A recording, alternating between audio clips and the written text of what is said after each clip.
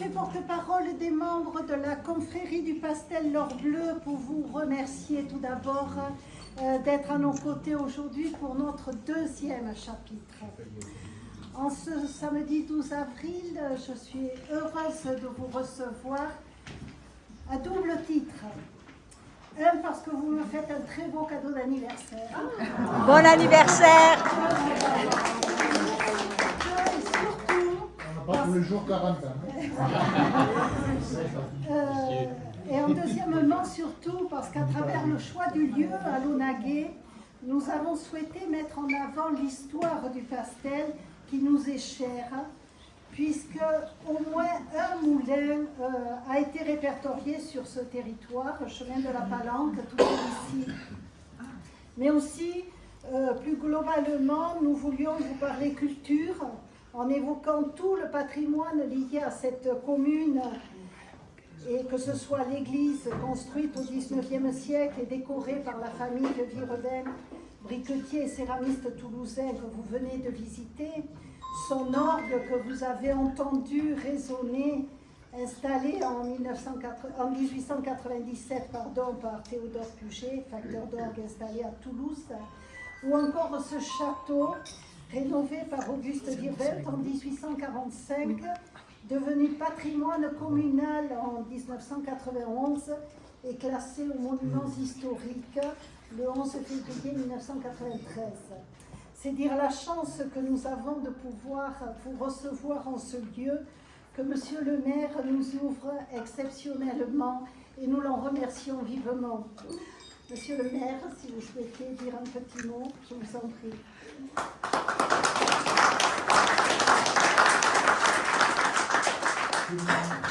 Bien sûr, un petit mot.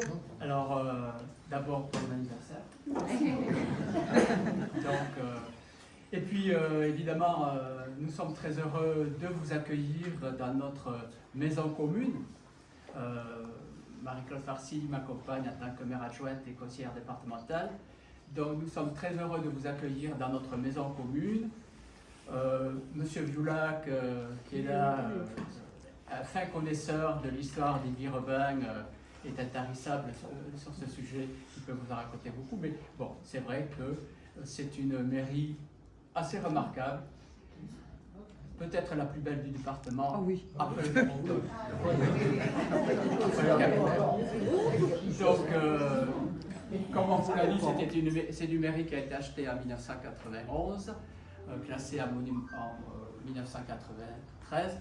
Alors, c'était une mairie qui appartenait autrefois à un ancien préfet de Montauban, baron de Launaguet, qui a retrouvé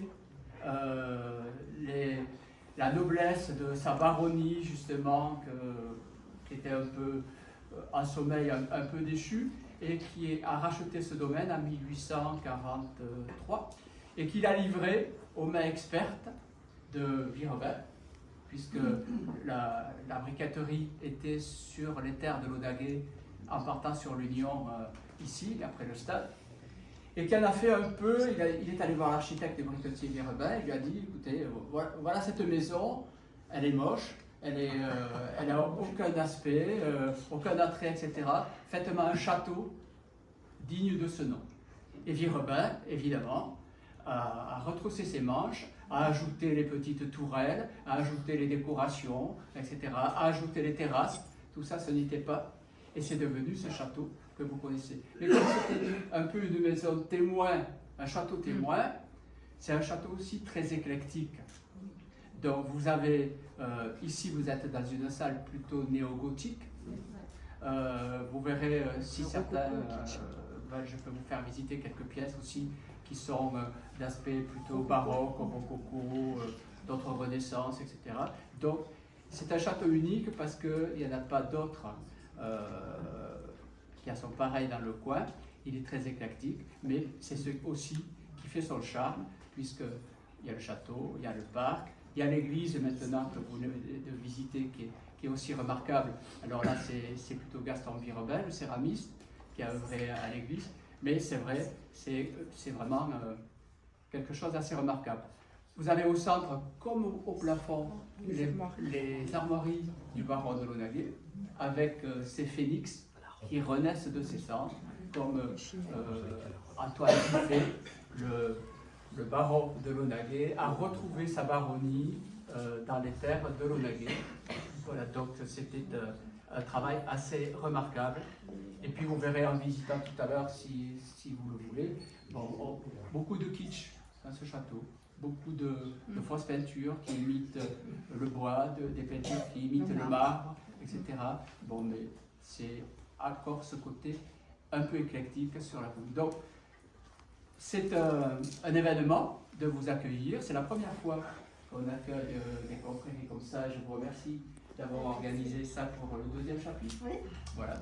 Donc, en regardant et en vous saluant individuellement, j'ai vu qu'on pouvait, grâce à vous, grâce à toutes les confréries, à la fois se vêtir et puis surtout bien manger. Bien manger et bien boire. Et bien boire avec des choses qui descendent de loin parfois. Donc, j'espère, je n'en dirai pas plus, j'espère que vous passerez une bonne journée et puis revenez quand vous voulez, chers amis. Merci. Merci beaucoup.